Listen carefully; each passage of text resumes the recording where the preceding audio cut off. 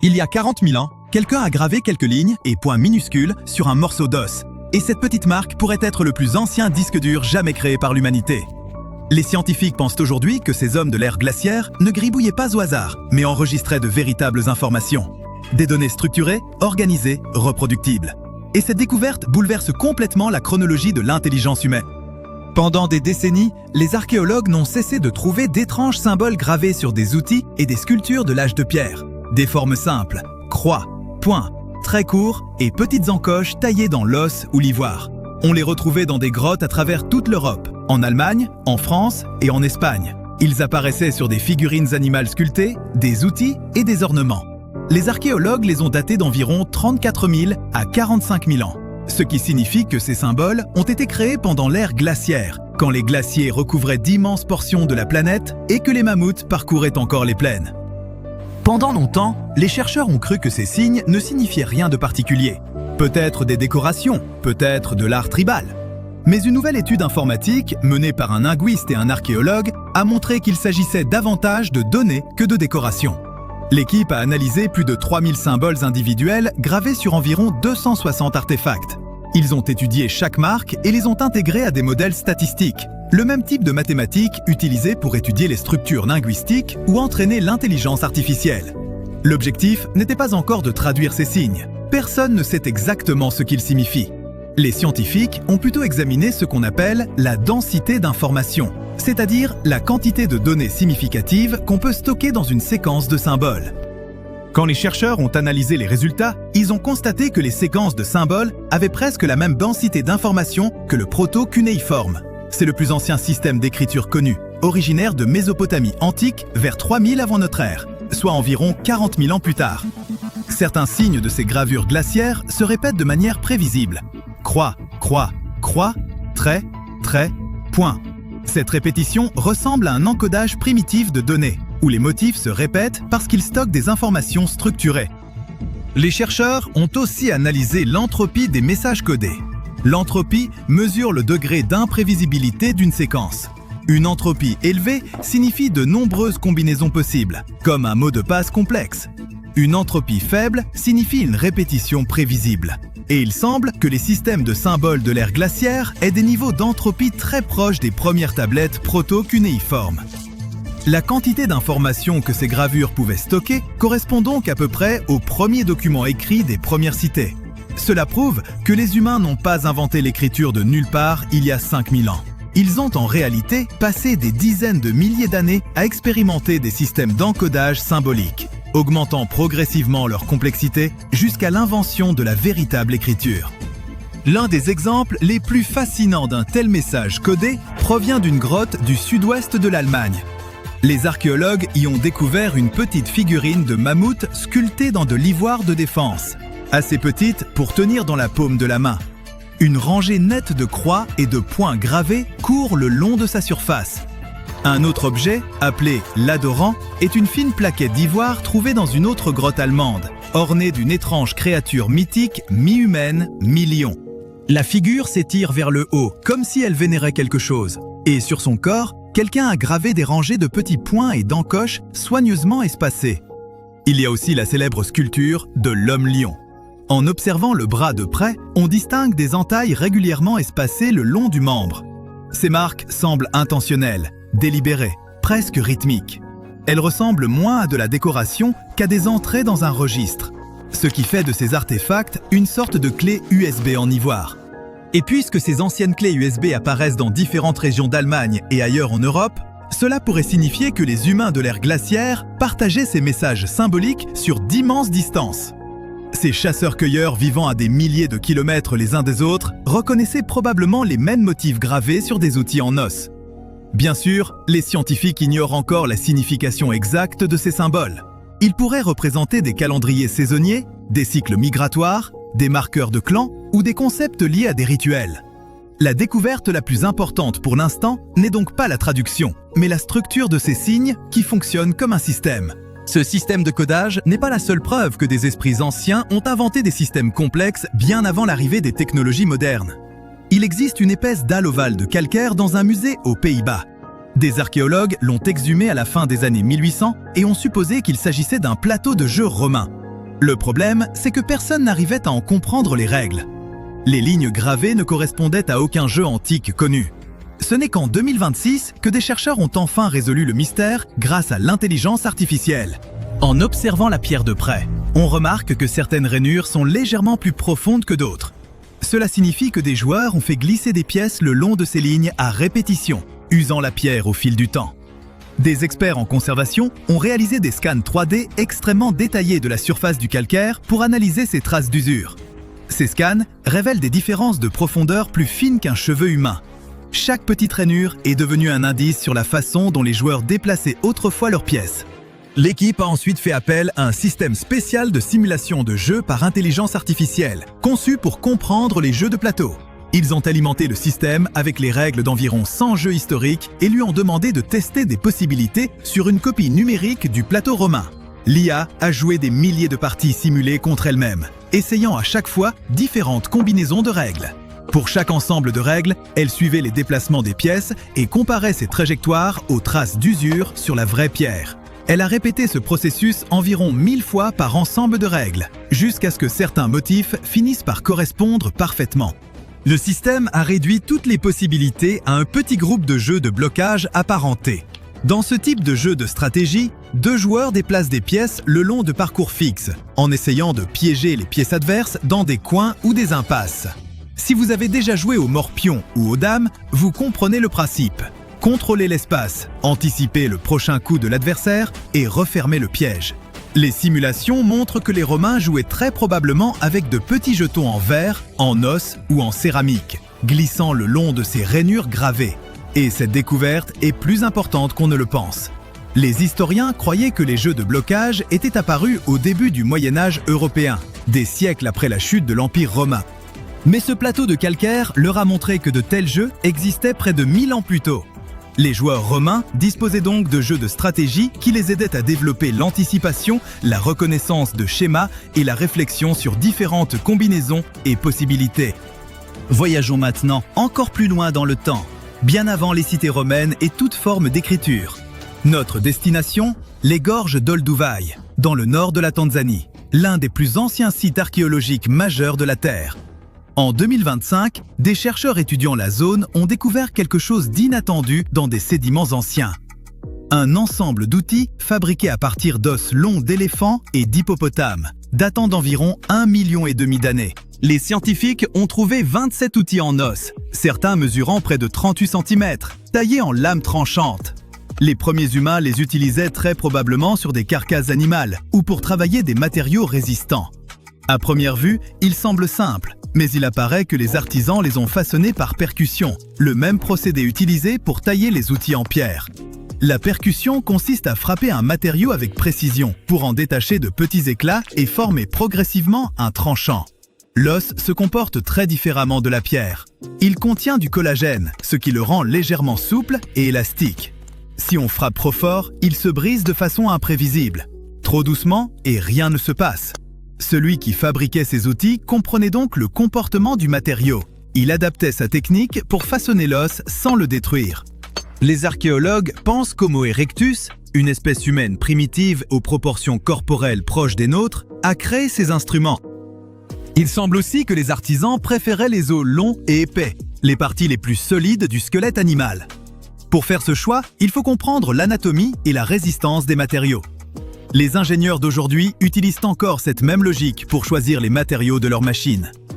Quand on rassemble toutes ces découvertes, on constate que nos ancêtres ont conçu des systèmes, inventé des technologies, stocké des informations et joué à des jeux complexes bien avant l'apparition de la civilisation moderne. Nous ne sommes donc pas devenus intelligents du jour au lendemain.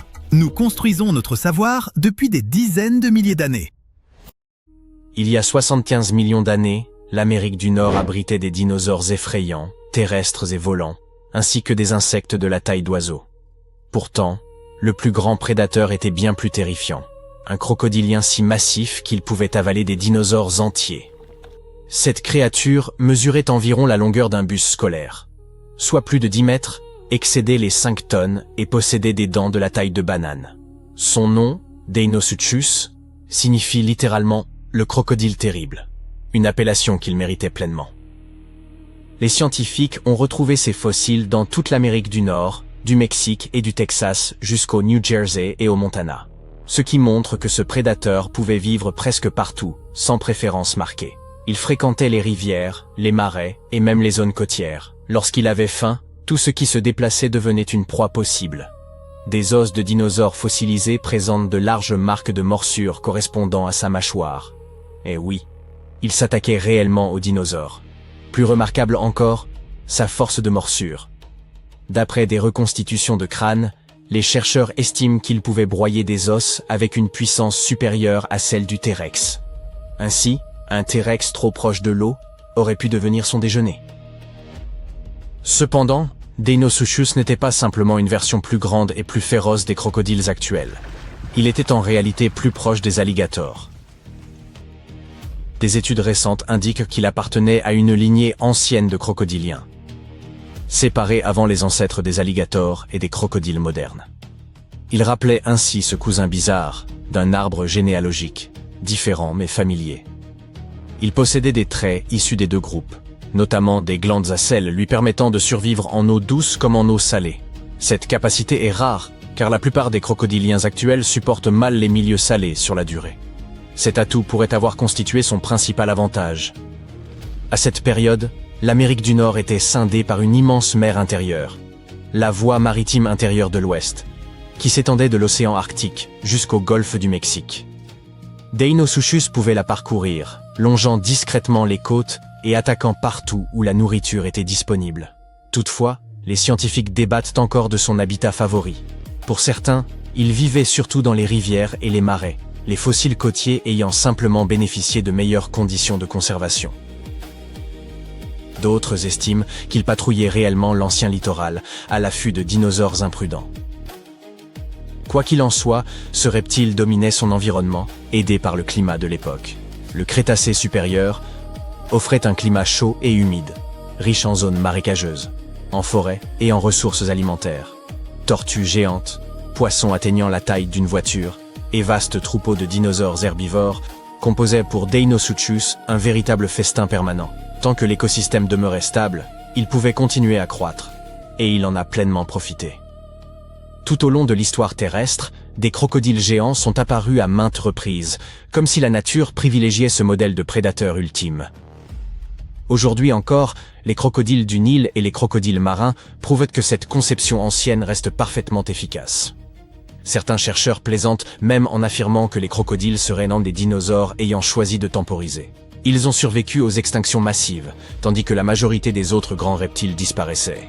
Deinosuchus n'a pas bénéficié de la même longévité et s'est éteint il y a environ 73 millions d'années, probablement en raison de changements environnementaux ayant réduit ses sources de nourriture. Pourtant, les océans recèlent encore bien des mystères, et il est possible que d'immenses créatures semblables à des crocodiles y rôdent encore.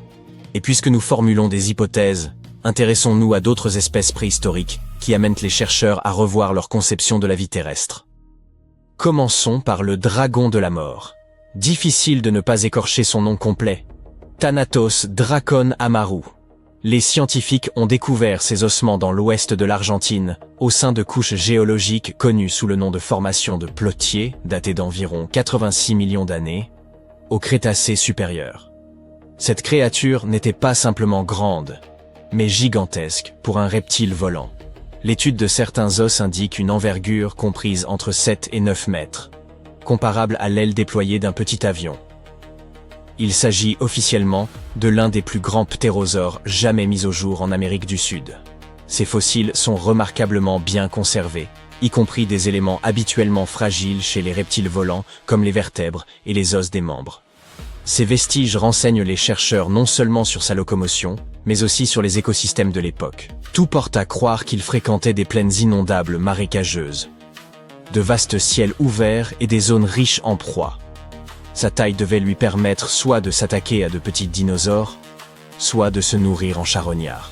Le fait qu'un animal d'une telle masse ait développé des ailes fonctionnelles demeure stupéfiant. Vient ensuite une créature évoquant un mélange improbable de dinosaures et de putois. Stegourus elangacen.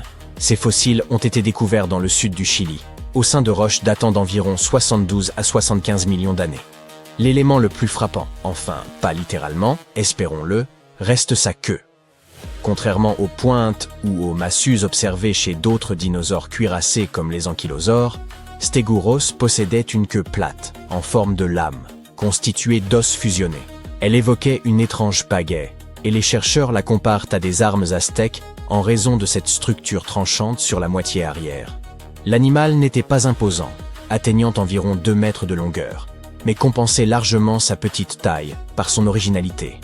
Son corps présentait des plaques d'armure, des scutelles protectrices et un crâne mêlant des traits propres à différents groupes de dinosaures. Cette combinaison inhabituelle a conduit les paléontologues à réviser certaines classifications des dinosaures cuirassés. Le fossile est en outre exceptionnellement complet, à près de 80%, une rareté pour ce type d'animal. Il fournit ainsi des informations précieuses sur l'évolution de l'armure, en particulier sur les continents méridionaux. Il convient ensuite de faire connaissance avec un reptile marin pour le moins déroutant, autrefois présent dans les eaux, correspondant à l'actuel Wyoming. Serpentis uchops pfisterei. Cette créature associait des traits de crocodile et de monstres marins, au point d'en faire un véritable cauchemar. Ces fossiles ont été découverts il y a plus de 25 ans. Mais ce n'est que récemment que les chercheurs ont pu assembler suffisamment de restes pour en comprendre la nature. Il possédait un cou très allongé, caractéristique des plésiosaures, combiné à un crâne et un corps rappelant ceux d'un crocodile. Selon la plupart des ouvrages, ces caractéristiques ne devraient pas coexister chez un même animal, ce qui en fait une exception remarquable. Les paléontologues ont mis au jour la mâchoire inférieure, une large partie du crâne, des vertèbres cervicales, la queue et les côtes. Ces éléments ont permis de reconstituer son apparence, mais aussi ses modes de déplacement, de nage et de chasse. Environ 35% de son corps est conservé, un taux relativement élevé pour un reptile marin. Grâce à son long cou, à la puissance d'un crocodile et à une combinaison efficace de vitesse, d'allonge et de morsure, il occupait très probablement le sommet de la chaîne alimentaire de son époque. Enfin, intéressons-nous à ce dinosaure particulier, Duonychus tsogtba-atari, qui vivait dans le désert de Gobi, en Mongolie, il y a environ 90 à 95 millions d'années, durant le Crétacé. Contrairement au T-Rex, il n'était pas carnivore, mais se nourrissait principalement de végétaux. Il atteignait environ 3 mètres de long, soit la taille de 2 adultes juchés l'un sur l'autre, pour une masse d'environ 260 kg, une corpulence notable pour un herbivore. L'aspect le plus étonnant concernait ses griffes. Il ne possédait que 2 doigts par main, chacun muni d'une grande griffe incurvée d'environ 30 cm, recouverte de kératine, la même matière que les ongles humains. Cette enveloppe ajoutait plus de 40% à la longueur totale de la griffe, un phénomène très rarement observé dans les fossiles. Cette conservation exceptionnelle permet d'en étudier la forme complète, et pas seulement l'os. Ses mains n'étaient pas décoratives. La présence d'os du poignet fusionné et d'articulations rigides indique qu'il pouvait saisir et rabattre des branches pour se nourrir. Dans ce contexte, un nombre réduit de doigts constituait un avantage fonctionnel. Dionicus illustre ainsi de manière frappante les étranges adaptations développées par certains dinosaures pour survivre. Les vagues se brisent plus haut que jamais, prêtes à engloutir l'une des îles les plus énigmatiques de la planète. D'ici 2080, la montée des eaux pourrait atteindre Lau Tongariki, la célèbre plateforme cérémonielle de Rapa Nui, aussi connue sous le nom d'île de Pâques. Et ce n'est pas une simple spéculation. Des chercheurs de l'université d'Hawaï, à Manoa, ont déjà effectué des simulations et publié leurs résultats dans le Journal of Cultural Heritage. Leur étude révèle que jusqu'à 51 autres sites culturels, y compris les célèbres statues Moai, pourraient eux aussi être submergés. Mais avant d'en venir à ces sombres perspectives, intéressons-nous à Rapa Nui elle-même. C'est le nom d'origine de l'île de Pâques. Des populations venues de Polynésie s'y sont établies vers l'an 300 de notre ère. Une fois installées, elles ont développé une culture singulière, à la fois inventive et profondément spirituelle. Entre le Xe et le XVIe siècle, elles ont érigé d'imposantes plateformes cérémonielles appelées Aou, ainsi que d'immenses statues, les Moai, destinées à honorer leurs ancêtres. Ces figures colossales se dressent encore aujourd'hui, conférant à l'île une aura de mystère. Tout cela est préservé au sein du parc national de Rapa Nui, une réserve naturelle chilienne qui constitue le cœur même de la culture locale. L'architecture et les sculptures y sont d'une originalité sans équivalent, même au sein du monde polynésien. L'île de Pâques est d'ailleurs l'un des lieux les plus isolés du globe. Elle se situe à environ 3700 km du territoire chilien, couvre 166 km² et son site classé au patrimoine mondial s'étend sur près de 70 km², incluant 4 petits îlots voisins. Le parc national de Rapa Nui abrite une profusion de trésors archéologiques. Les chercheurs y ont recensé près de 900 moai, plus de 300 AU et des milliers d'autres structures liées à l'agriculture, aux rites funéraires, à l'habitat ou à la vie quotidienne. Ces statues sont fascinantes. Certaines atteignent 2 mètres de haut. D'autres frôlent les 20. La plupart furent taillées dans une lave jaune-brun à l'aide d'outils rudimentaires en basalte nommés toki. Certaines étaient encore en cours de sculpture, d'autres transportées vers leur emplacement définitif, et plusieurs furent abattues, puis redressées. Les carrières comme celle de Ranoraraku témoignent encore du savoir-faire de leurs artisans. Les AU présentent une grande diversité de formes et de dimensions. Le plus vaste, AU Tongariki, aligne 15 moai sur sa plateforme. La majorité repose sur une base de pierre soigneusement assemblée, avec une rampe souvent pavée de galets polis et une esplanade à l'avant. L'art rupestre y est omniprésent. On y découvre des pictogrammes et des pétroglyphes au style varié, tandis que les grottes renferment d'autres sculptures.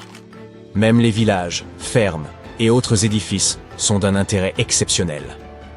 Au XVIe siècle, d'après les chercheurs, la société Rapa Nui a traversé une profonde crise. Les ressources naturelles s'étaient épuisées, entraînant une mutation culturelle majeure.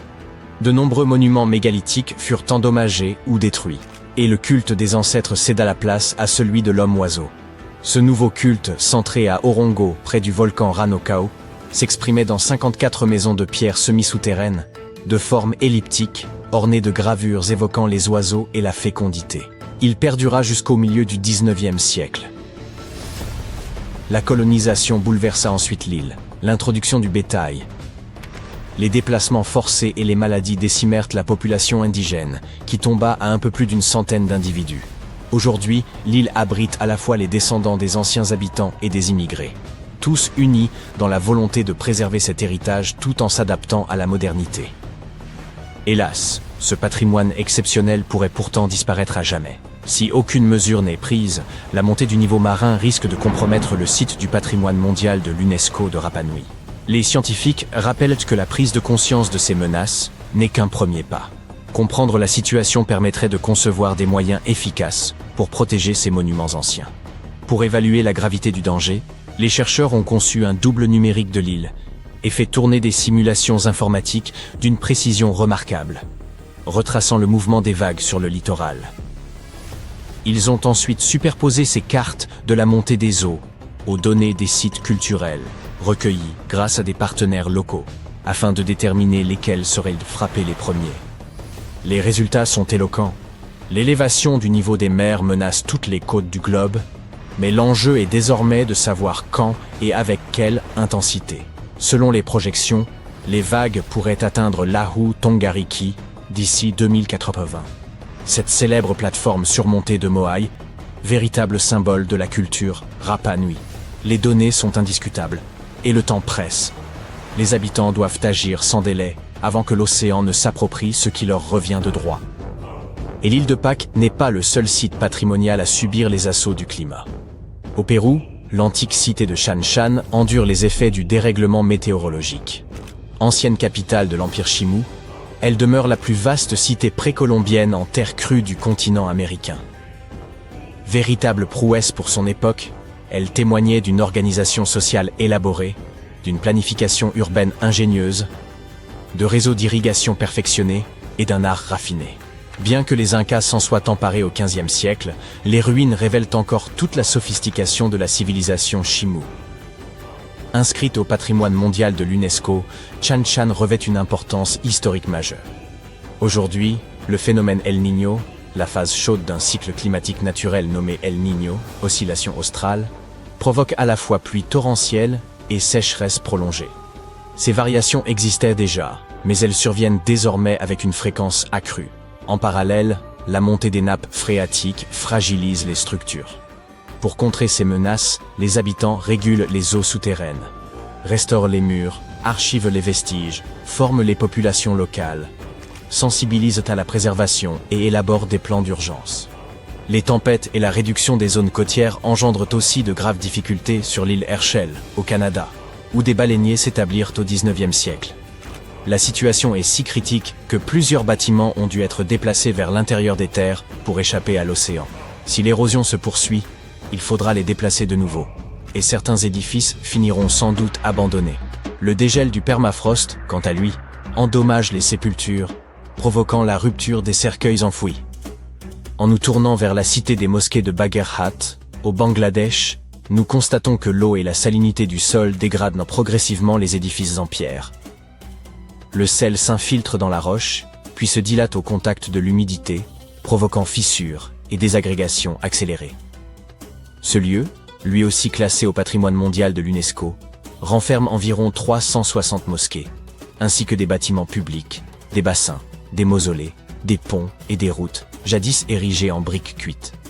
La Grande-Bretagne côtière figure elle aussi parmi les régions menacées par la montée des eaux et la violence accrue des vagues. Les intempéries y mettent en péril de nombreux châteaux historiques. Hurst dans le Hampshire, Tintagel en Cornouailles, Piel en Cumbria, le fort de Bayard's Cove dans le Devon, les fortifications de la garnison des îles Scilly, ou encore Calshot à Southampton. Selon l'organisation English Heritage, il devient urgent de consolider les murs et de renforcer les défenses pour protéger ces monuments des tempêtes à venir. De fortes pluies et un climat de plus en plus violent frappent aussi Édimbourg, en Écosse.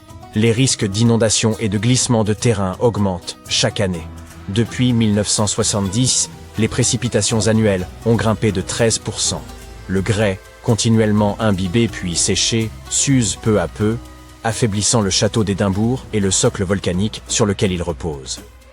Finira-t-il par s'écrouler? Si rien n'est entrepris, ce n'est qu'une question de temps. Un autre lieu emblématique, prisé des visiteurs du monde entier, pourrait lui aussi être submergé, Venise. Sa lagune subit les effets de la montée des mers et les inondations deviennent plus fréquentes. Les bâtiments et les rues de la ville se trouvent désormais directement menacés. Ainsi, les difficultés rencontrées par Rapa Nui ne constituent en rien une exception. D'autres régions côtières, telles qu'Hawaï, subissent la même menace liée à la montée des eaux. Temples anciens, sites funéraires et trésors culturels irremplaçables sont exposés au même sort que les moaïs et les plateformes rituelles de l'île de Pâques. Et il n'y a pas que l'architecture qui se trouve menacée, mais aussi la mémoire, les traditions et l'identité de peuples entiers. Les chercheurs s'appuient désormais sur les données d'inondations côtières pour anticiper ce qui pourrait advenir de Rapa Nui et d'autres sites historiques. Ils cartographient les risques, analysent l'élévation du niveau marin et cherchent des solutions pour préserver ces lieux inestimables. Le temps joue contre eux. Ils y sont enfin parvenus. Après 3 siècles de quête, des archéologues ont identifié l'emplacement de la mystérieuse terre du jaguar blanc. Une cité maya tapie au cœur des jungles mexicaines. Tout débuta véritablement au XVIe siècle avec les Lacandons, irréductibles descendants des Mayas, doués d'une exceptionnelle résilience. Lorsque leur capitale principale, la Camtún, tomba aux mains des Espagnols en 1586, beaucoup auraient mal considéré la cause perdue. Eux pourtant se replièrent plus profondément dans la forêt tropicale et édifièrent leur ultime bastion, Sac Balan, une place fortifiée dissimulée, faite de temples de pierre, de sentiers tortueux noyés dans la jungle et de singes hurleurs jouant les sentinelles tapageuses. Durant plus d'un siècle, ils y préservèrent leurs traditions, loin de toute domination européenne. Puis, en 1695, l'histoire revint brusquement frapper à leurs portes. Un missionnaire espagnol nommé Diego de Rivas tomba droit sur Sacbalan. Ce fut le début d'un irrévocable déclin, car les Espagnols ne tardèrent pas à en prendre le contrôle. En 1721, les Mayas abandonnèrent le site, et la jungle récupéra aussitôt ses droits. Racines éventrant les murs, lianes étouffant les places. La cité ne s'évanouit pas, elle fut littéralement dévorée par la nature. Durant les 3 siècles suivants, Sacbalan devint davantage un mythe qu'un souvenir tangible. Un nom qu'archéologues et explorateurs mentionnaient à voix basse, nourrissant l'espoir secret de l'apercevoir un jour.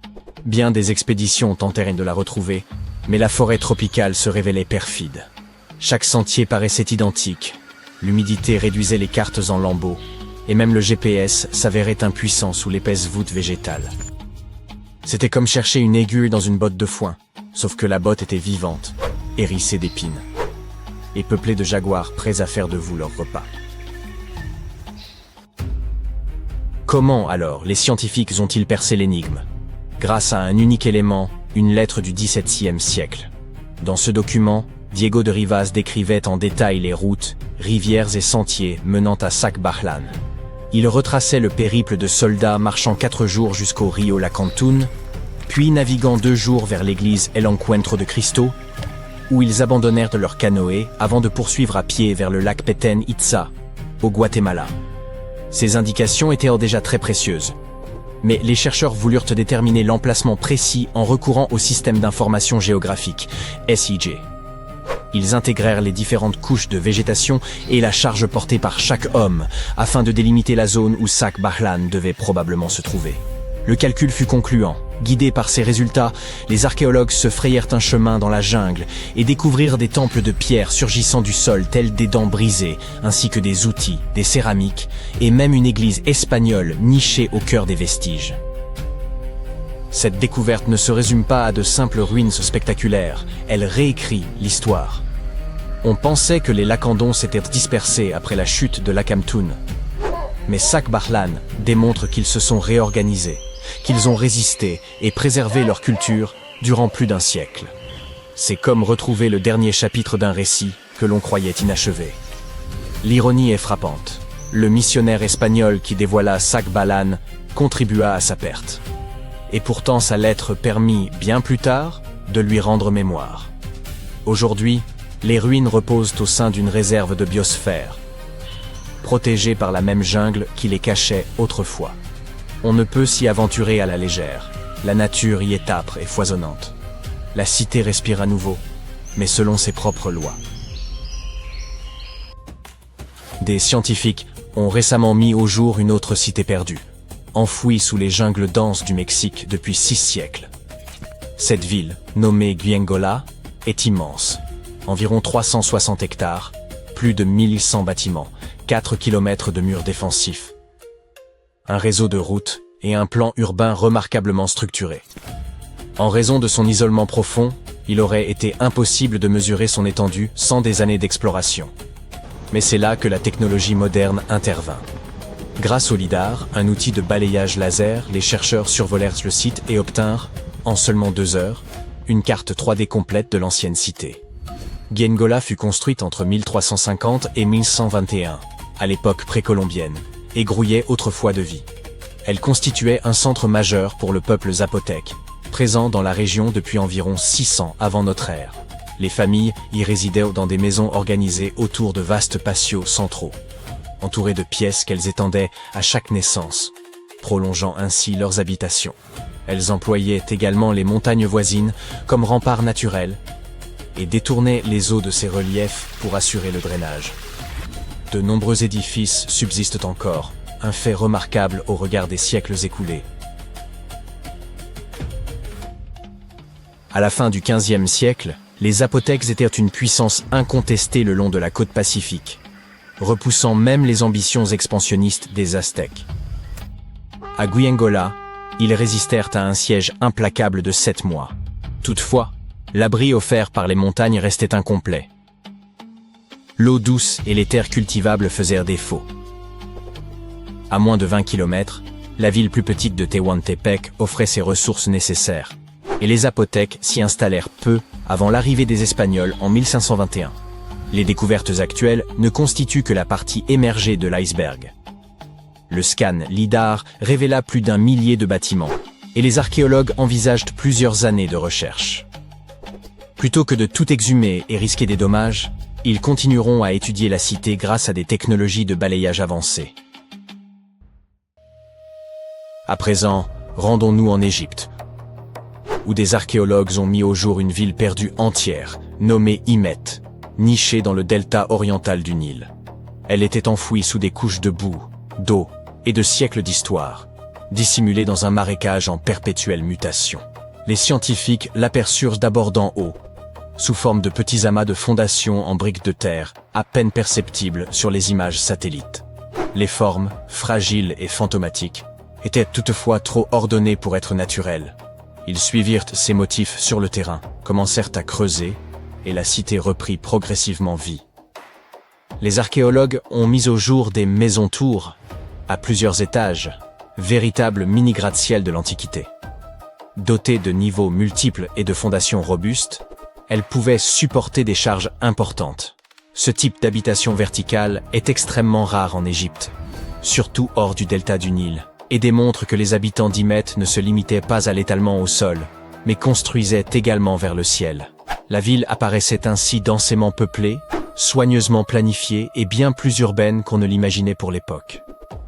Mais il ne s'agissait pas seulement de résidences sophistiquées. Un complexe de transformation des céréales a été découvert. Avec zones pavées de travail, enclos pour animaux et espaces méthodiquement organisés pour la production alimentaire. La cité possédait donc une véritable économie. Non loin de là, une voie cérémonielle menait au temple d'Ouadjet, sa divinité tutélaire. Plus tard, d'autres constructions furent édifiées sur cette route, témoignant du déclin progressif du culte. Les vestiges ont également révélé des reliques remarquables. Une petite figurine funéraire en faïence verte, une stèle représentant Harpocrate, incarnation grecque d'Horus, le dieu du silence, des secrets et du soleil naissant, perché sur des crocodiles et tenant des serpents. Et même un sistre en bronze, instrument de musique ancien orné des doubles têtes d'Hathor. Des découvertes tout à fait impressionnantes. Il apparaît qu'Hymès fut occupé dès le IVe siècle avant notre ère, de la période tardive jusqu'à l'époque romaine. Sa position le long de routes commerciales en faisait un centre attractif pour marchands et pèlerins se rendant au temple d'Ouadjet. La ville ne se contentait donc pas de subsister. Elle prospérait, se connectait, commerçait et s'adaptait aux évolutions de son temps.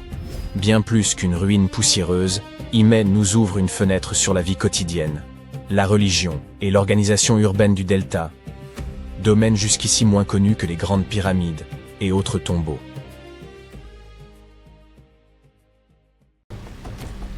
Êtes-vous prêts pour le combat grandiose entre deux prédateurs venus du fond des âges? Alors accrochez-vous. Contemplez cette créature. Vous la reconnaissez, cet antique requin d'environ 20 mètres, qui glissait dans les eaux obscures des océans et inspirait une telle peur qu'aucun rival ne semblait pouvoir l'inquiéter. Ou presque. Des chercheurs ont récemment mis au jour, au large de l'Australie, les restes d'un autre prédateur marin apparu à la même époque que le mégalodon. Bien que de la taille d'un dauphin, il pouvait néanmoins représenter une menace réelle pour ce géant. Comment une créature si réduite pouvait-elle l'affronter? Examinons cela. Ce monstre, nommé Janjucetus, n'était pas, à proprement parler, un poisson, mais un lointain ancêtre des baleines à fanon moderne. Sa silhouette pouvait paraître presque attendrissante, rappelant ces paisibles cétacés, et pourtant, mieux valait ne jamais le croiser en mer. Il possédait un crâne massif, des yeux énormes, comparables à des balles de tennis, ainsi qu'un museau court doté d'une mâchoire prodigieusement puissante armée de dents acérées. En somme, une sorte de rorqual façonné comme un requin. Le Janjucetus évoluait durant une période ancienne, connue sous le nom d'Oligocène, il y a environ 33 à 23 millions d'années. Une ère où les océans foisonnèrent d'êtres extraordinaires. Pingouins géants, petites baleines, requins bien plus massifs que ceux d'aujourd'hui, dauphins primitifs, et une foule de créatures tout aussi singulières. Imaginez alors, au sein de ce monde inquiétant, la rencontre entre un immense mégalodon et un Janjucetus. Voilà qui n'évoque rien de bon. La victoire semble acquise au mégalodon, mais il serait imprudent d'écarter trop vite son adversaire. Le Janjucetus était vif et agile, peut-être même plus mobile que le géant.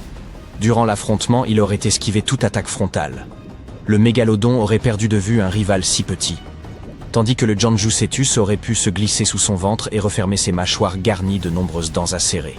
Ses dents étaient passées façonnées pour déchirer et trancher.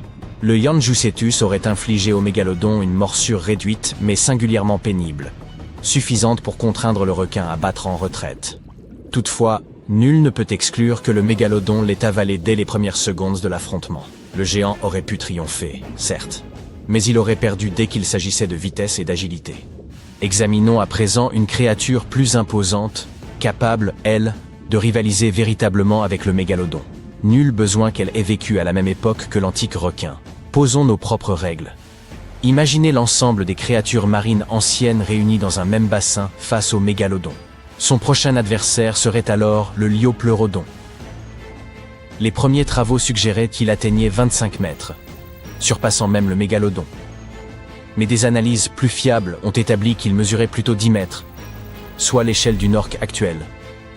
Le liopleurodon évoluait dans les mers de l'Europe occidentale il y a 166 à 155 millions d'années, où il côtoyait d'autres reptiles redoutables, tels que les ichthyosaures et les plésiosaures. Il était certes plus petit qu'eux, mais disposait d'un atout majeur. Le liopleurodon possédait l'une des mâchoires les plus vastes du règne animal, représentant près d'un cinquième de la longueur totale de son corps. On peut dire que ça a de la gueule. Ses mâchoires avoisinaient les 2 mètres. Cette ouverture monumentale, équivalente à la stature d'un joueur de basket adulte, était garnie de dents lisses et affûtées comme des lames, parfaites pour trancher des chairs épaisses ou mettre à nu les coquilles d'ammonites.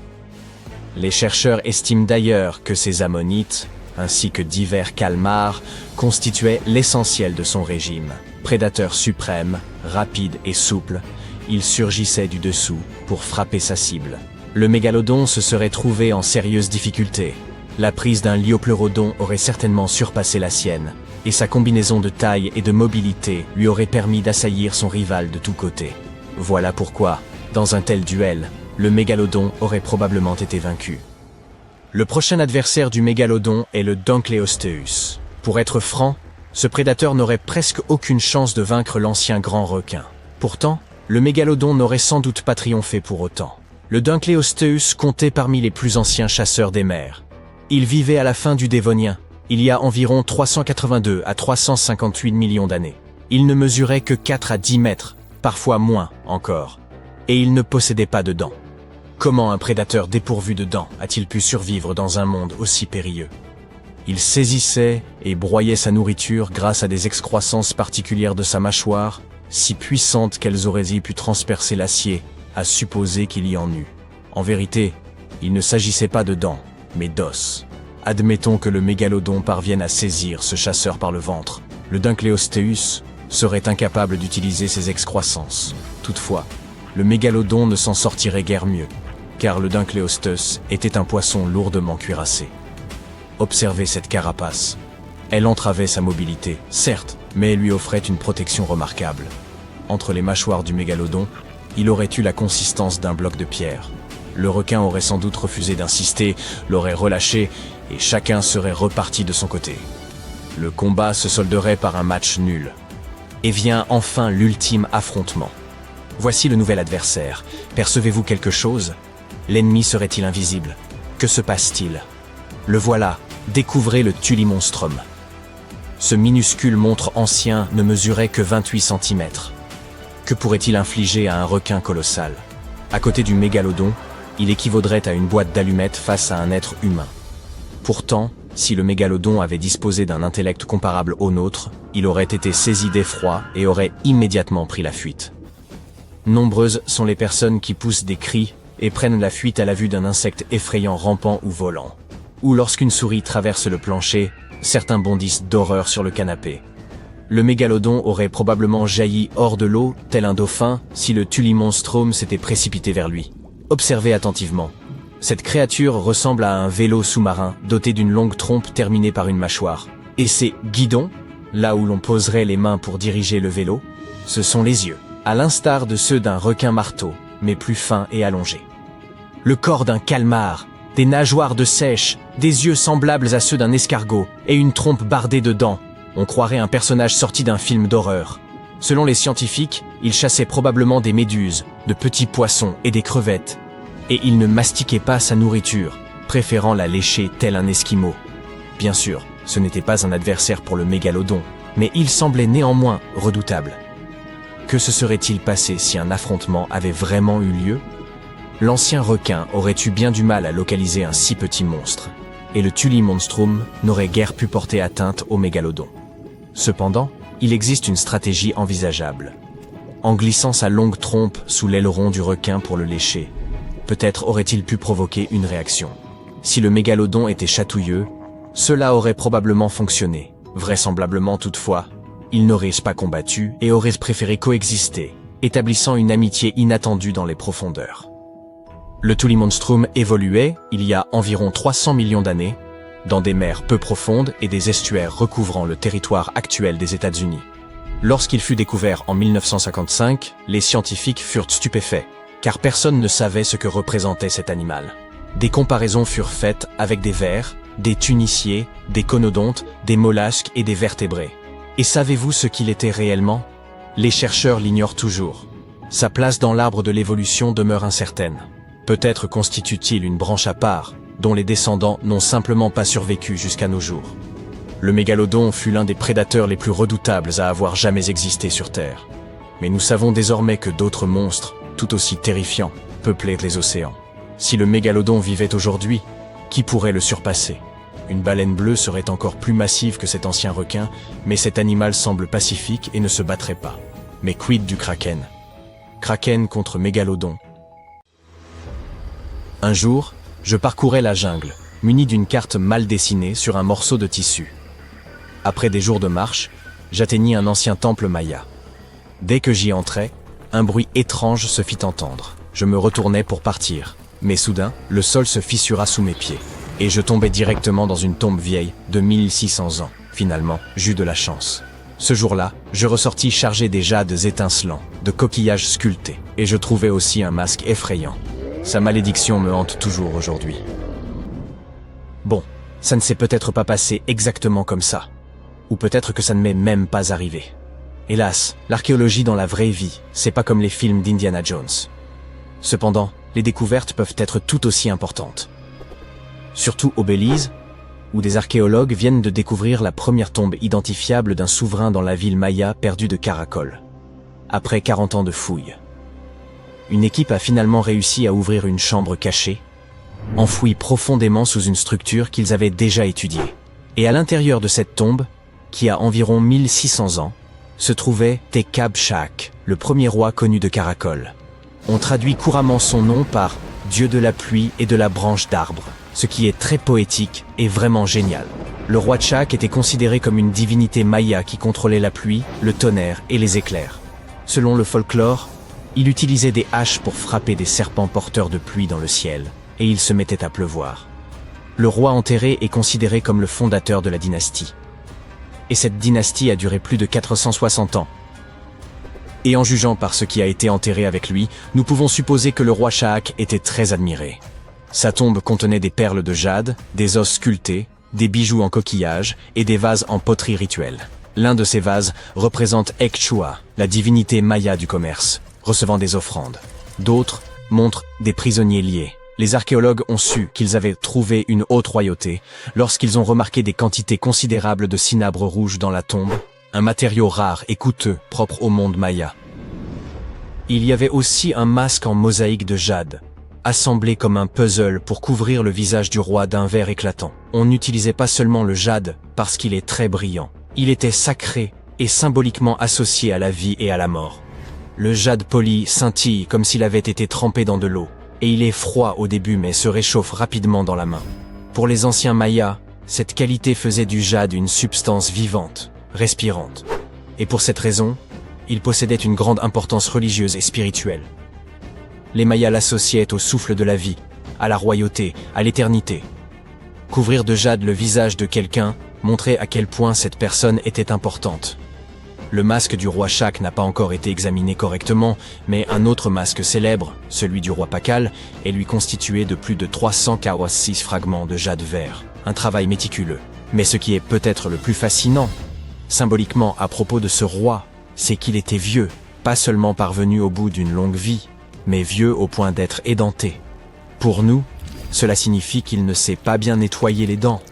Parce que non, on ne perd généralement pas ses dents simplement en vieillissant, à condition qu'on maintienne une bonne hygiène bucco-dentaire et qu'on ait les soins adéquats.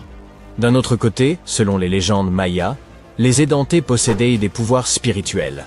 Les dirigeants et les chamans servaient d'intermédiaire entre les différents royaumes, et dans l'art, les divinités âgées ou du monde souterrain étaient souvent représentées sans dents. Et puisqu'on parle de monde, la cosmologie maya divisait l'univers en 3 couches. Le monde du haut était le domaine des dieux. Le monde du milieu était celui des hommes. Il reposait sur le dos d'une tortue ou d'un caïman géant et était entouré d'une mer primordiale. Et en dessous se trouvait le monde d'en bas, connu sous le nom de Xibalba, un royaume sombre et complexe, peuplé d'esprits et d'ancêtres. Et certaines personnes, notamment les dirigeants, les chamans et les anciens, étaient censés se déplacer entre ces mondes. Notre roi était un dirigeant, portait un nom de type divin et était un ancien édenté. Son niveau de puissance devait être incommensurable. Mais ce n'est pas tout. Voici le plus inquiétant.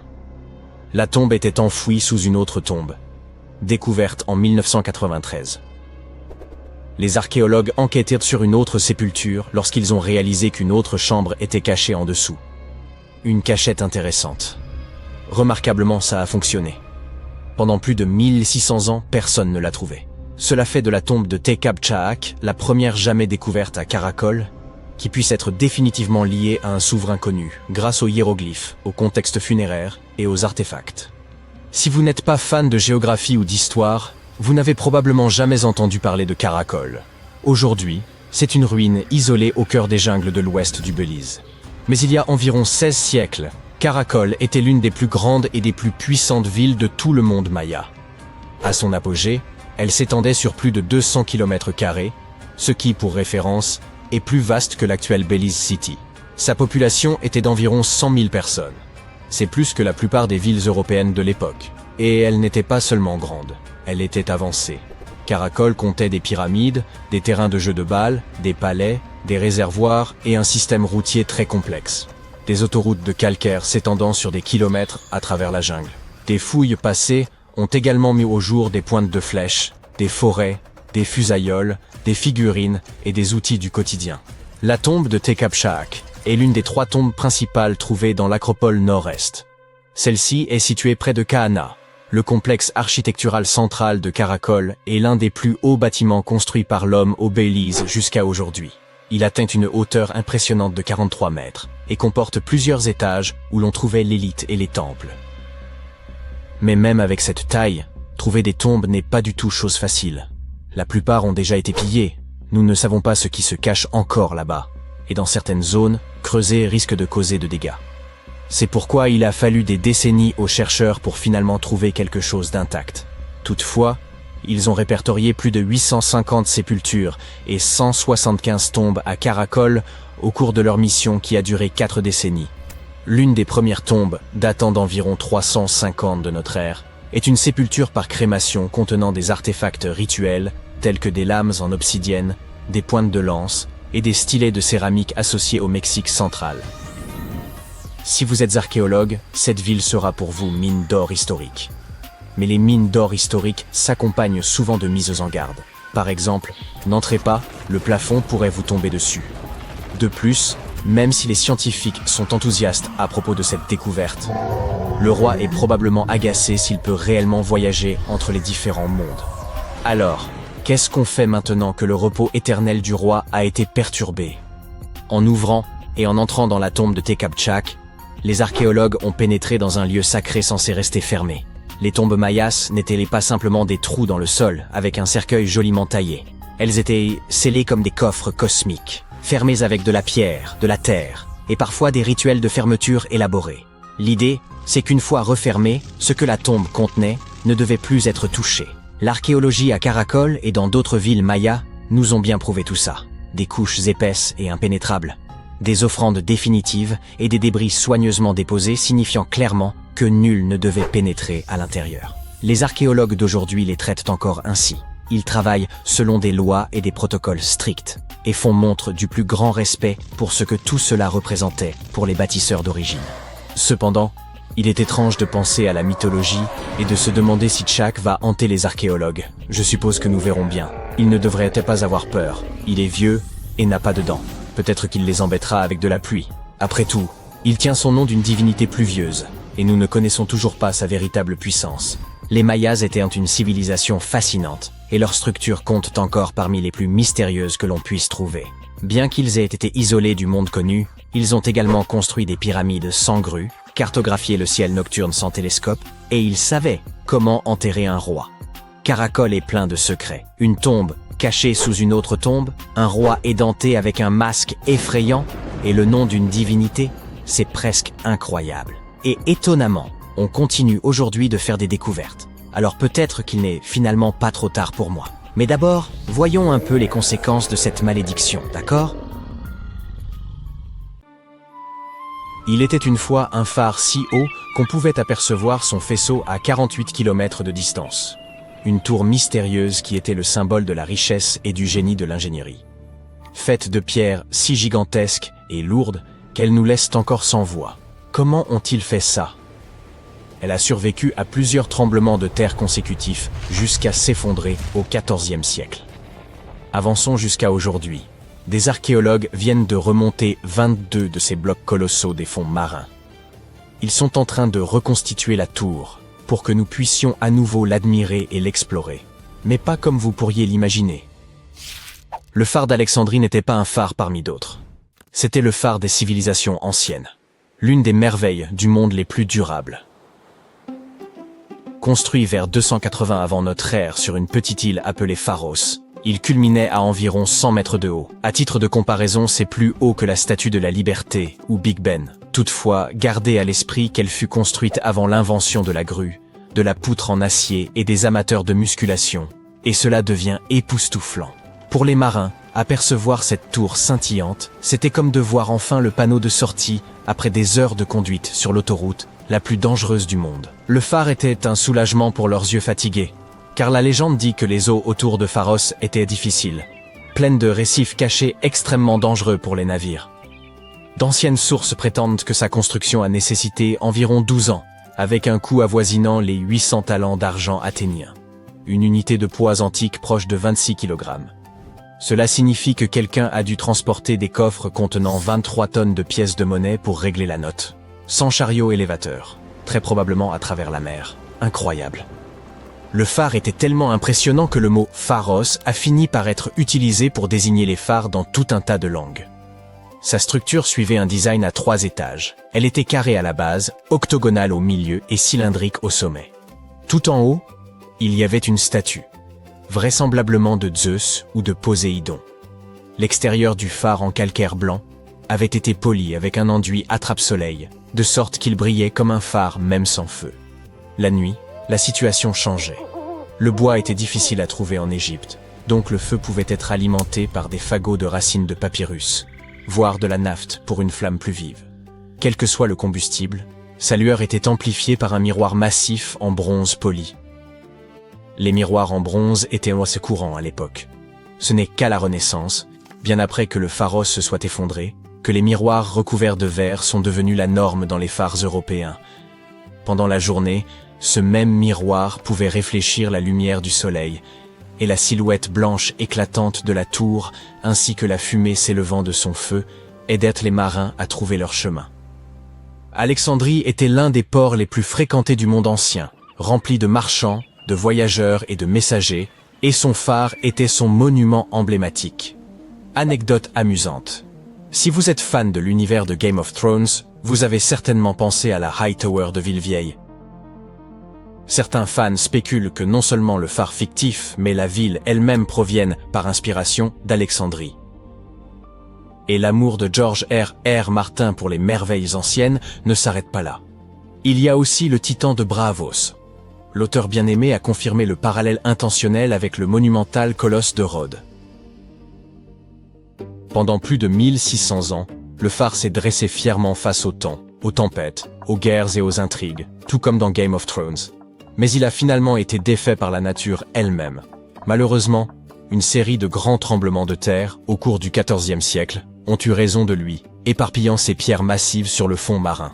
Pendant plus de 5 siècles, les vestiges du phare sont restés là, sous les vagues. Le tout se transformant essentiellement en un jardin de pierres submergées.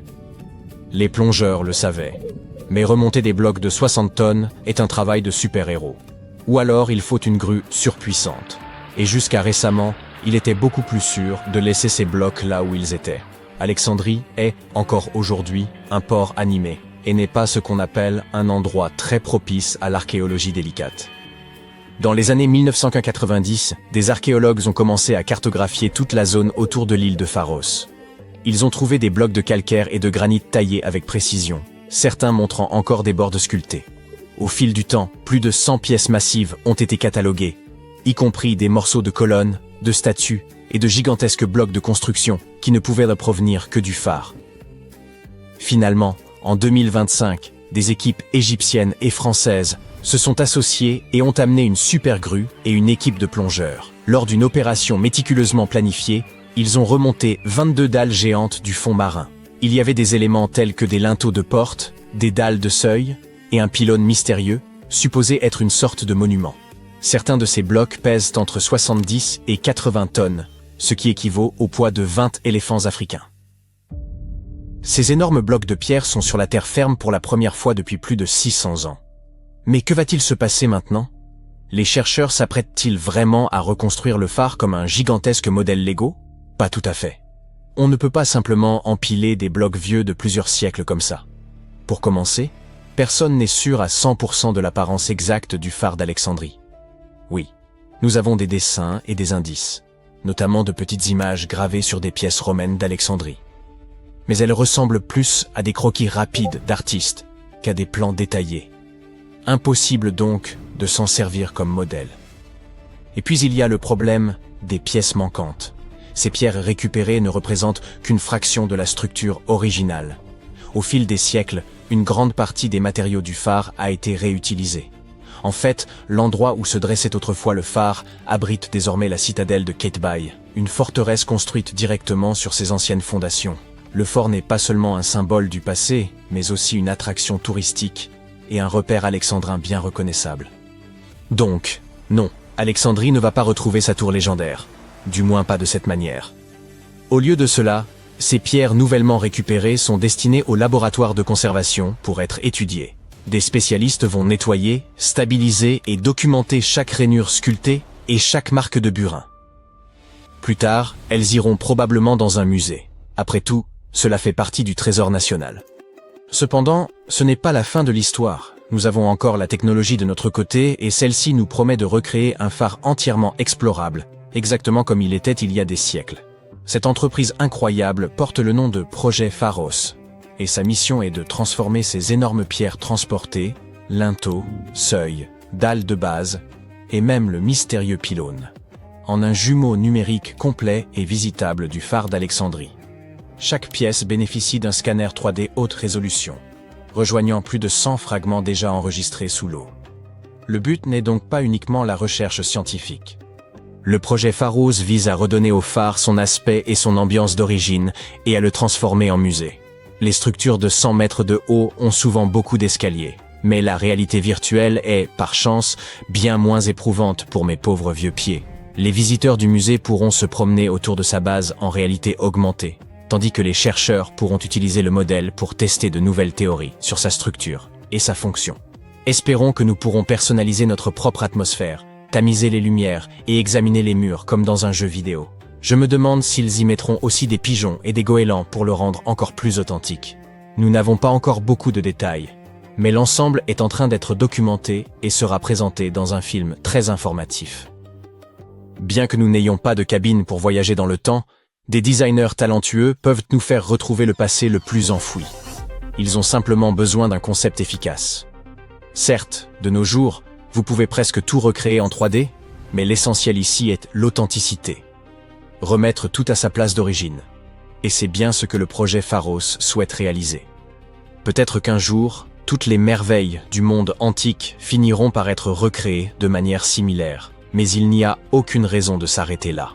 Le tourisme virtuel peut faire gagner du temps et de l'argent. Bien que rien ne puisse remplacer une expérience réelle, visiter des lieux authentiques recréés en réalité virtuelle pourrait être une très bonne solution pour le tourisme de masse. Les habitants sont déjà enthousiastes. La citadelle de Qaitbay attire déjà des gens, mais désormais, Alexandrie s'apprête à accueillir sa première attraction touristique numérique. Bientôt, quiconque possédant un casque VR pourra se tenir au sommet de cette merveille historique, plisser les yeux en regardant le coucher du soleil et enfin répondre à cette question brûlante. Est-il possible de s'épuiser en montant des escaliers virtuels? Et pourquoi pas aussi personnaliser la bande sonore?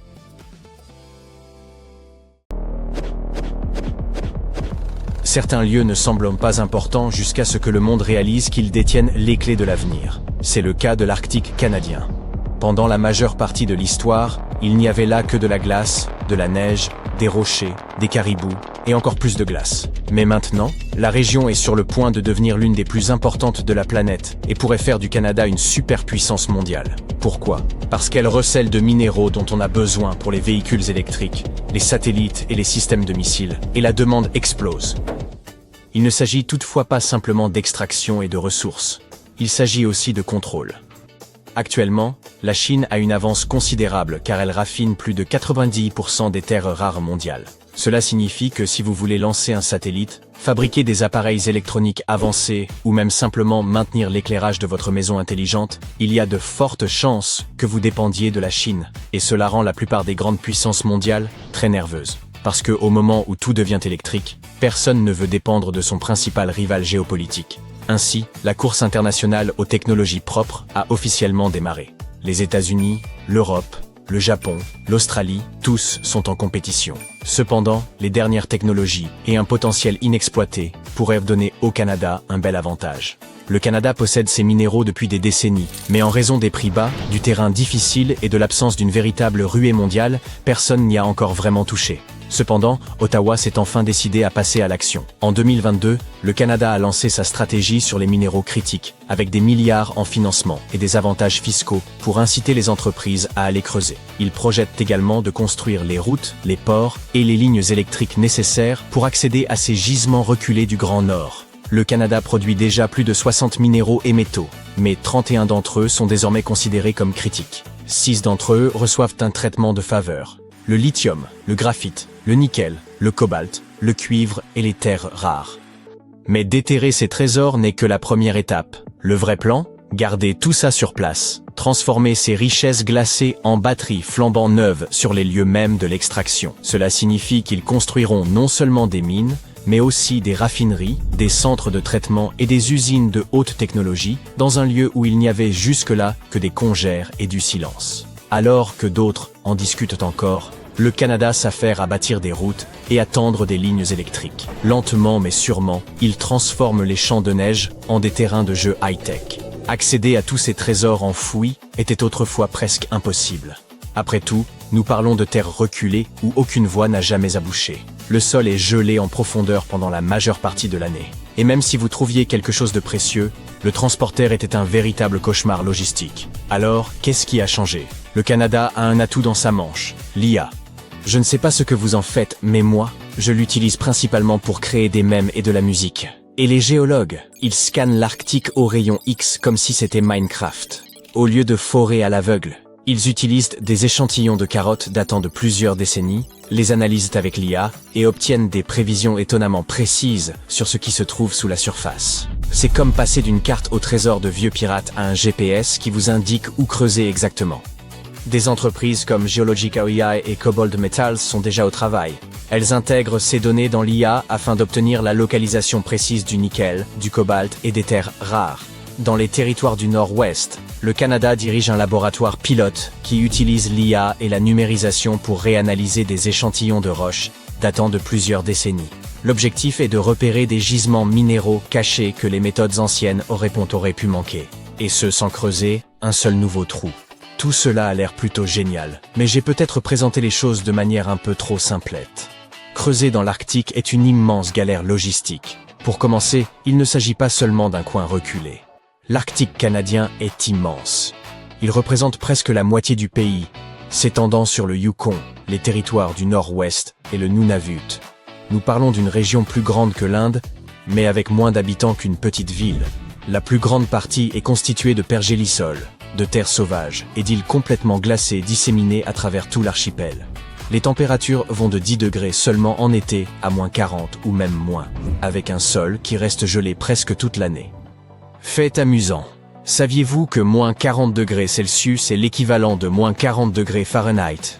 C'est la seule température où les deux systèmes se croisent. Ils possèdent chacun leur rythme et ne se rencontrent que quand il fait suffisamment froid. Voilà, c'était pour les passionnés de la météo, dont je fais partie. On ne peut donc pas simplement débarquer en camion et commencer les travaux en Arctique. Là-bas, les routes s'arrêtent. Vous voulez construire quelque chose? Cela vous prendra des années, et un hiver rigoureux peut tout mettre en suspens. Et si vous voulez continuer vers le nord, il vous faudra plus de tout. Encore plus de nourriture, plus de carburant, plus de machines, ce qui signifie encore plus d'argent. Et à propos d'argent, un autre fait glaçant est le coût d'une telle opération. L'exploitation minière dans l'extrême nord est bien plus chère qu'en Australie ou au Chili par exemple. Une IA pourra vous indiquer où se trouvent les minéraux, mais il faut encore que des gens et de grosses machines aillent creuser, et cela coûte une fortune. Et ce n'est pas tout. La majeure partie du nord canadien est un territoire autochtone. Les communautés des Premières Nations, des Inuits et des Métis y vivent depuis des milliers d'années. Et les zones riches en minéraux se trouvent souvent directement sur leurs terres ancestrales. Donc, lorsque le Canada parle de débloquer l'Arctique, il ne s'agit pas seulement de routes et de robots. C'est aussi une question de partenariat et de collaboration. Les autorités ne peuvent pas simplement faire ce qu'elles veulent. Légalement, ces projets nécessitent la consultation et le consentement des peuples autochtones. La bonne nouvelle.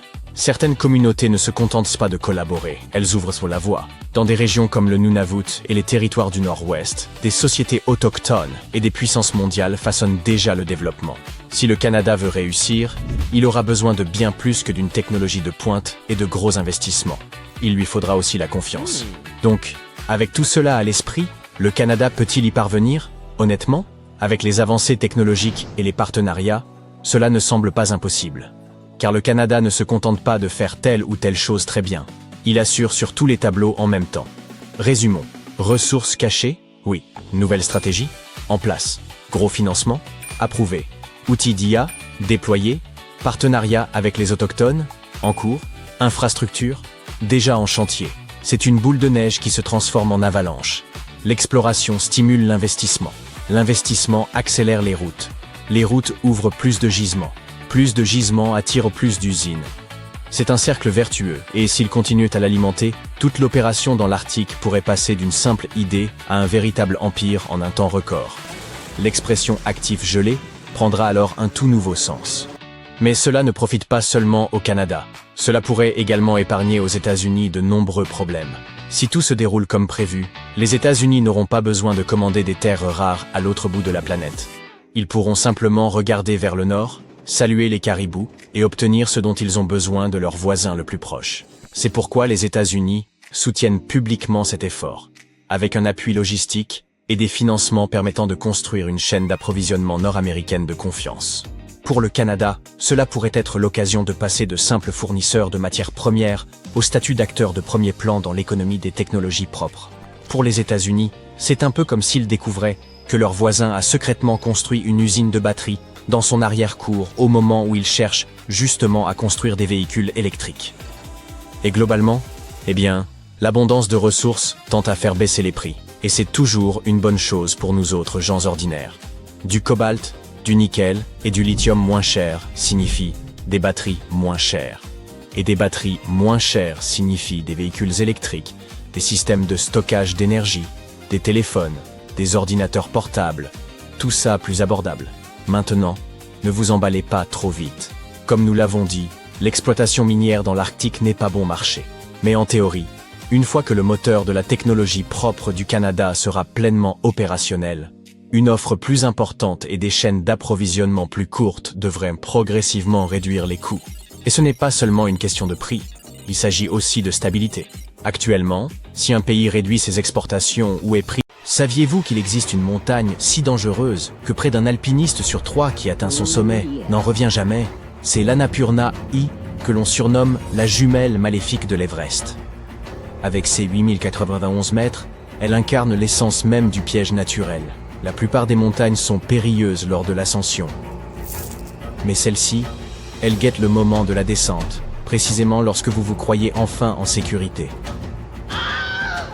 L'Annapurna doit son nom à la déesse hindoue de la nourriture et de la subsistance. Un choix approprié puisque ces glaciers alimentent les rivières qui irriguent les vallées en contrebas. Mais au sommet, la bienfaitrice se transforme en prédatrice. Elle déchaîne avalanches, effondrements de parois glacées et chutes de pierres, comme si la montagne auditionnait pour un film catastrophe.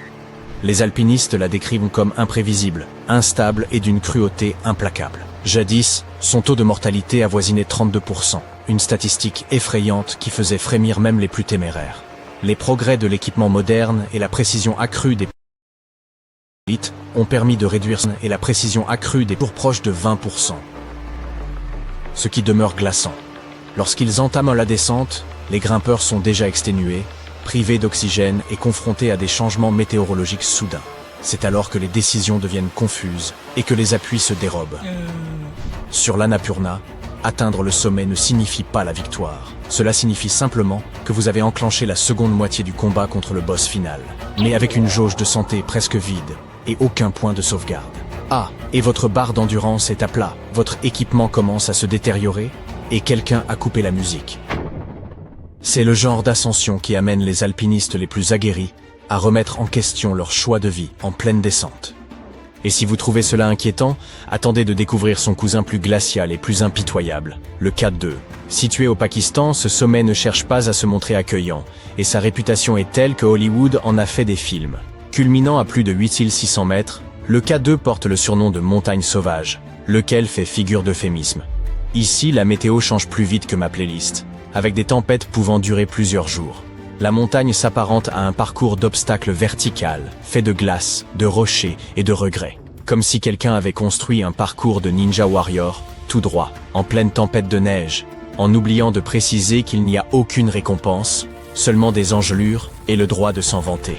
À cette altitude, au-delà de 8000 mètres, vous pénétrez dans ce que les spécialistes appellent la zone de la mort. L'expression n'est pas exagérée. L'air y contient à peine le tiers de l'oxygène présent au niveau de la mer, et votre organisme commence inexorablement à s'épuiser. Aucun corps humain ne peut s'adapter durablement à de telles conditions. La majorité des alpinistes emportent de l'oxygène en bouteille, mais ce recours demeure lourd, limité et loin d'être infaillible. Perdre une bonbonne, c'est voir son plan de secours s'effondrer. Ajoutez à cela un froid mordant, avoisinant les moins 40 degrés. Doigts, matériel et esprit s'engourdissent. Les hélicoptères ne pouvant atteindre les camps supérieurs, toute évacuation devient impossible si la situation se dégrade. Le dernier obstacle avant le sommet s'appelle le goulot d'étranglement. C'est comme avancer sur la pointe des pieds sous une enclume de dessin animé qui vacille depuis des heures, en espérant que ce ne soit pas le mauvais jour. Ironiquement, malgré tous les dangers, ce passage reste techniquement le chemin le plus simple et le plus rapide vers le sommet. Gravir le K2 n'est pas un simple moment à cocher sur une liste de souhaits. C'est un combat de plusieurs jours contre la gravité, au beau milieu d'une tempête, quand vos jambes flageolent et que votre esprit peine à suivre. Rien que d'imaginer la scène, j'ai le vertige. Ces alpinistes apparaissent vraiment comme les plus audacieux de la planète. Le prochain sommet s'appelle Nanga Parbat, également situé au Pakistan. Ne vous laissez pas séduire par ce nom au charme fantastique, car il est surnommé la montagne tueuse. Il s'agit du 9e sommet le plus élevé du monde, culminant à plus de 8100 mètres, et il s'est imposé comme l'une des ascensions les plus techniquement exigeantes de la planète. Sa caractéristique principale est la face Rupal, la plus haute paroi montagneuse au monde. Un mur stupéfiant de roches et de glace, s'élevant sur plus de 4500 mètres verticaux depuis la base jusqu'au sommet. Cette paroi n'est pas seulement vertigineuse, elle est presque entièrement verticale, avec des sections dangereusement exposées, constamment mouvantes et sujettes aux avalanches. De la vallée jusqu'au sommet, l'ascension est continue. Sans pente douce, ni repos possible, juste une progression ininterrompue. Imaginez-vous, au bas de cette muraille, s'étendant sur près de 5 km vers le ciel, c'est splendide, mais pour moi, ce serait un non catégorique. Cependant, comme nous l'avons déjà constaté, les alpinistes sont intrépides et se rient d'un tel danger. Par exemple, en 1953, l'alpiniste autrichien Hermann Buhl a marqué l'histoire en réalisant la toute première ascension en solo d'un sommet dépassant les 8000 mètres. Et ce, sans aucun recours à l'oxygène en bouteille. À ce jour, c'est le seul cas où un individu a atteint une telle altitude seul. Ce n'est pas seulement un acte de courage exceptionnel, c'est presque surhumain. Il a même dû passer la nuit perché sur une petite corniche glacée près du sommet, incapable de redescendre avant la tombée de la nuit. Encore une fois, ce qui rend Nanga Parbat si redoutable ne se limite pas à son altitude. C'est aussi l'isolement extrême et la rudesse de son terrain, silencieux, solitaire et abrupt sous presque tous les angles. Le suivant sur notre liste de montagnes redoutables est le Kangchenjunga. troisième plus haut sommet du monde avec ses 8,586 mètres. Il s'élève sur la frontière entre le Népal et l'Inde et, curieusement, ne porte aucun surnom inquiétant. Les habitants considèrent son sommet comme sacré et de nombreux alpinistes s'arrêtent à seulement quelques mètres de l'apogée par respect, une attitude à la fois poétique et prudente. Le dernier tronçon s'apparente à une marche sur un fil au-dessus d'une trappe recouverte de neige, où chaque pas exige une concentration totale. Ce n'est pas le pire, mais le danger y est indéniable. La visibilité est très réduite et il peut y avoir des corniches cachées, suspendues au-dessus du vide. Si vous vous aventurez un peu trop sur le côté, oups, vous pourriez finir par marcher hors du bord d'une montagne semblable à un nuage. J'ai l'impression que même Ville Coyote trouverait cette situation terrifiante. Et, honnêtement, cela ne fait que confirmer une fois de plus le courage et l'audace extraordinaire de ces alpinistes. Mais voici quelque chose de fascinant. Le Kangchenjunga abrite son propre abominable homme des neiges. Les habitants le surnomment le démon du Kangchenjunga. Au XXe siècle, des explorateurs ont juré avoir aperçu une créature gigantesque et velue sur les pentes. D'autres prétendent avoir trouvé des empreintes bien trop grandes pour être humaines. Ainsi, en tentant d'atteindre le sommet, vous marchez en équilibre sur une passerelle gelée à 8500 mètres, plissant les yeux à travers la neige tourbillonnante, en espérant que votre prochain pas ne sera pas le dernier ET, que le Yeti ne vous surprendra pas.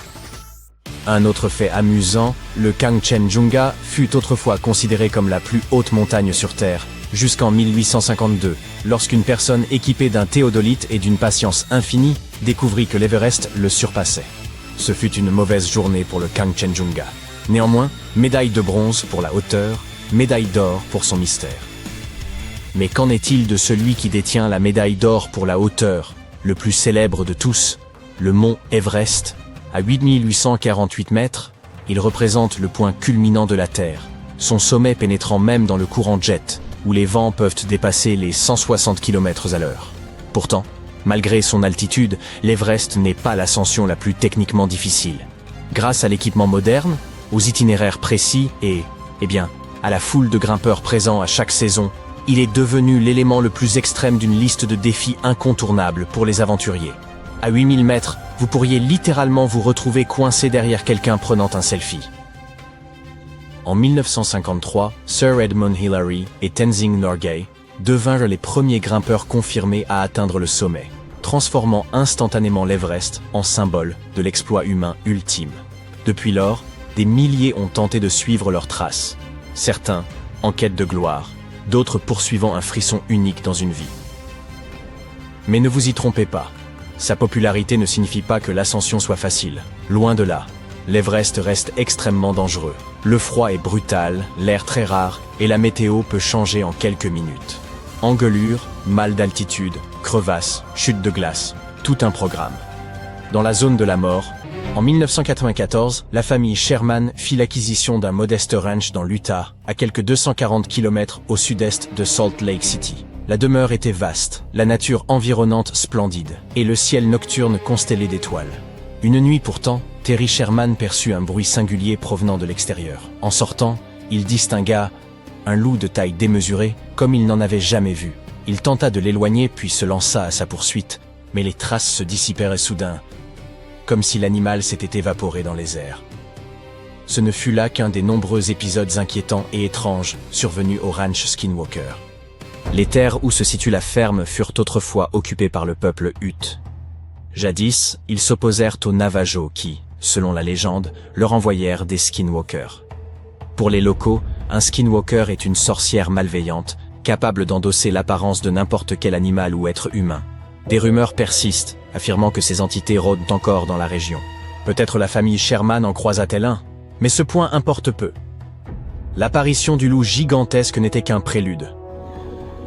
Durant les 2 années suivantes, elle rapporta de mystérieux éclairs lumineux, des objets étranges dans le ciel, des cercles tracés dans les cultures, et des voix énigmatiques semblant flotter au-dessus d'eux. Le plus inquiétant demeurait toutefois les sévices infligés au bétail. Heureusement, les Sherman ne cédèrent pas au schéma convenu des films d'horreur. En 1996, ils cédèrent leur propriété à Robert Bigelow, homme fortuné et curieusement attiré par ce ranch en particulier. Et pour cause, Robert Bigelow cultivait un goût marqué pour les phénomènes insolites et inexpliqués. il fonda le National Institute for Discovery Science, ou NIDSCI, et fit du ranch Skinwalker un pôle d'observation privilégié pour les manifestations inquiétantes. Depuis les années 50, la région avait enregistré des centaines de témoignages signalant des objets mystérieux dans le ciel. Et non, il ne s'agissait pas de banales soucoupes volantes. On parlait plutôt de lumières éclatantes, dessinant parfois la silhouette de portes ou de passages. Ainsi, Robert Bigelow et son NIDSCI firent état d'apparitions lumineuses et de maladies frappant les animaux. Pourtant, après des années d'investigation, aucune preuve tangible ne vint confirmer l'existence d'un phénomène extraordinaire. Les gens étaient témoins d'étranges manifestations, mais les instruments demeuraient muets. Tout cela prenait l'allure d'une vaste supercherie. Puis, l'année 2016 marqua un tournant lorsque le ranch Skinwalker fut cédé à un acquéreur anonyme. 4 ans plus tard, ce nouveau propriétaire entreprit quelque chose que nul n'avait encore osé. Imaginez l'intérêt d'observer ces phénomènes, non plus au moyen de vieilles caméras aux images médiocres, mais grâce à un arsenal moderne. Enregistreurs vidéo haute définition, microphones puissants, caméras thermiques et divers capteurs sophistiqués. Et songez qu'il serait possible de suivre ces captations en direct. C'est précisément ce que fit le nouvel acquéreur, Brandon Fugal, magnate de l'immobilier originaire de l'Utah. Il ne se contenta pas d'acheter le ranch, mais conclut également un accord avec la chaîne History Channel pour produire son émission « Les secrets du Skinwalker Ranch ». Le but de ce projet est d'appliquer une démarche scientifique à l'étude de phénomènes inexpliqués. Pour ce faire, Fugal transforma la propriété en une vaste émission de télé-réalité qui dure maintenant depuis 5 ans. Il déclara d'emblée qu'aucune falsification, trucage ou image de synthèse ne viendrait altérer l'authenticité des enregistrements. Aucune production traitant de paranormal ne rivalise avec celle-ci quant au réalisme et à l'authenticité. Fugal y déploie des systèmes d'imagerie thermographique, des récepteurs de données de transpondeurs aériens, des magnétomètres, des caméras spécialisées capables de détecter le rayonnement infrarouge et de le convertir en images, ainsi qu'un ensemble d'équipements scientifiques complexes. Toutes ces données sont mises à la disposition du public, et les amateurs les plus passionnés peuvent, en direct, surveiller un réseau de 50 caméras dotées de microphones, répartis sur l'ensemble du domaine. Ce privilège est bien sûr payant. L'adhésion au programme Skinwalker Ranch Insiders débute à $8 par mois. Depuis le lancement de l'émission, plus de 10 000 personnes s'y sont inscrites. Les membres peuvent non seulement visionner les images, mais aussi orienter les caméras et ajuster le zoom. En complément des caméras et des imageurs thermiques, Fugal déploya dans le ciel des lasers spéciaux conçus pour se réfléchir sur toute surface rencontrée. Lorsque l'atmosphère est dégagée, ces faisceaux montent haut dans les airs, et en présence d'un obstacle, ils rebondissent immédiatement. Dans l'un des épisodes, cet arsenal permit de détecter un objet volant demeuré invisible à l'œil nu. Fugal affirma aussi avoir observé d'étranges engins dans le ciel. Pour lui, le ranch Skinwalker devint l'incarnation de la 4e dimension. Un jour, les enregistrements vidéo révélèrent qu'une porte s'était brusquement refermée, sans le moindre souffle de vent. D'autres manifestations inquiétantes concernèrent le bétail. Blessures inexpliquées, mortalité élevée, et une multitude d'incidents mystérieux. Chaque épisode des Secrets du Skinwalker Ranch se consacre ainsi à un phénomène distinct et à son investigation. Mais cet appareillage onéreux a-t-il permis de lever le voile sur quelques secrets ou de démontrer l'existence de forces extraterrestres ou occultes? Si une telle découverte avait été avérée, le monde entier en aurait sans doute déjà connaissance. Pour l'heure, il ne s'agit donc que d'un programme captivant pour les passionnés de mystère. Aucune preuve directe de la présence de phénomènes extraordinaires n'a été établie, mais de nombreux événements troublants demeurent inexpliqués, laissant un large terrain à la spéculation et à l'étude. Folklore local, objets aériens, voix étranges, comme celle que j'ai dans la tête, et manifestations inexpliquées semblent se concentrer en ce lieu singulier. Si toutes ces histoires étaient fondées, pourquoi se produiraient-elles précisément ici? Les hypothèses abondent, mais examinons quelques-unes des plus répandues. La première, et sans doute la plus évidente, imaginez une émission populaire générant d'importants revenus, attirant son public par la promesse d'énigmes insolubles. Si l'on en apportait une explication rationnelle, l'audience chuterait et les gains avec elle. Ce raisonnement se tient, mais pourquoi un magnate de l'immobilier disposant d'une fortune de plusieurs milliards chercherait-il à tromper le public? d'autant que l'observation attentive de certains épisodes révèle la sincère passion de Fugal pour ce projet. L'une des hypothèses les plus répandues évoque des visiteurs venus d'autres mondes. Après tout, on parle ici d'objets volants lumineux, d'éclats intenses dans le ciel, d'interférences électriques et d'une faculté à échapper aux objectifs des caméras. Certains avancent même qu'un objet inconnu reposerait dans la montagne voisine du ranch.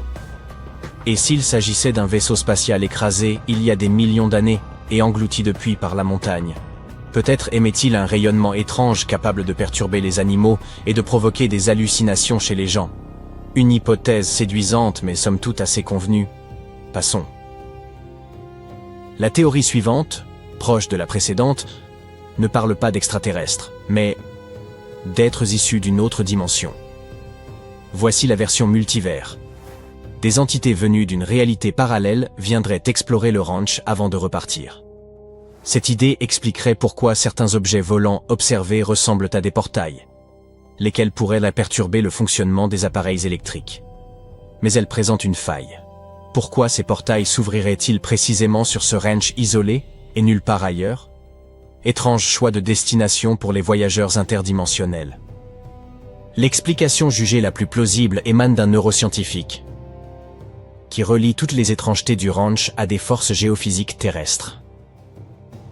Activité sismique, champs géomagnétiques et mouvements des plaques tectoniques peuvent influencer certaines zones du cerveau humain liées aux hallucinations. Les champs électromagnétiques, eux, peuvent perturber le fonctionnement des appareils.